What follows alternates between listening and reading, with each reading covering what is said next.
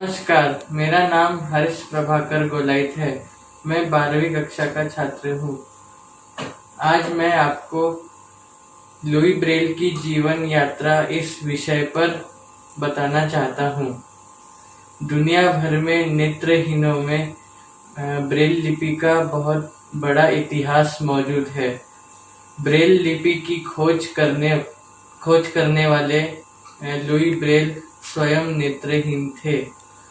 Louis Braille का जन्म 4 जनवरी 1809 में फ्रांस में कुप्रे नामक गांव में हुआ था। उनके पिताजी साइमन ब्रेल घोड़े की जीन बनाने का कारखाना था। जब लुई 3 साल के थे तब वे अपने पिताजी के साथ के कारखाने में चले गए। खेल खेलने में चाकू से चमड़ा काटने की कोशिश कर रहे थे, तभी उनके आँख में चाकू जा घुसा और उनके आँख से खून की धारा बहने लगी।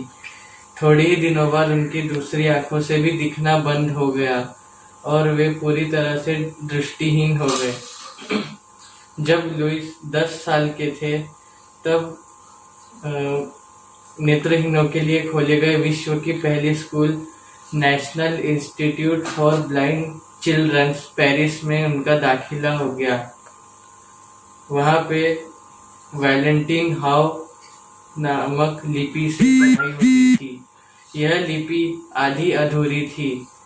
लुईस ने यहाँ गणित, भूगोल और इतिहास का अध्ययन किया। सन 1821 में इंस्टीट्यूट में एक पूर्व सैनिक चार्ल्स बार्बियर का भाषण हुआ। उस भाषण में उन्होंने यह बताया कि वे डॉट तकनीक से अंधेरे में भी संचार कर लेते हैं। यह लिपि अक्षरों को उभार कर कागज में बनाई जाती है। उनके भाषण से लुई ब्रेल को यह विचार आया कि नेत्रहीनों के लिए यह ब्रेल लिपि विकसित की जाएगी। चार्ल्स बार्बियर ने जो लिपि बनाई थी वो लिपि में 12 बिंदुओं की लिपि थी। 6 2 पंक्तियों में बनाकर वो लिपि तैयार की थी, पर उस लिपि में गणितज्ञ चिन्ह, विराम चिन्ह आदि का समावेश नहीं था।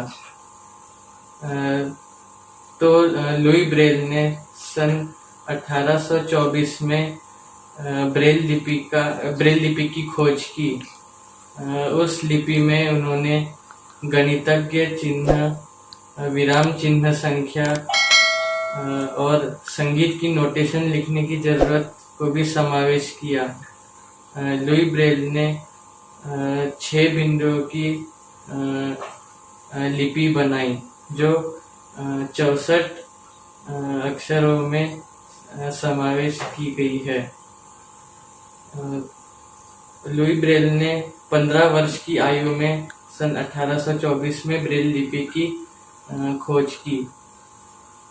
तभी जब लुई शिक्षक नियुक्त हुए सन 1852 में, जब लुई 43 वर्ष के थे, तभी उनका निधन हो गया और उनके 16 साल बाद सन 1868 में उनकी ब्रेल लिपि को मान्यता मिली और लुई ब्रेल की 100वीं पुण्यतिथि पर सन 1952 में उन पर डाक टिकट जारी किए गए, उन पर लेख लिखे गए और उनके घर को संग्रहालय का दर्जा प्राप्त हुआ। तो इसी के साथ मैं अपने शब्द समाप्त करता हूँ। धन्यवाद।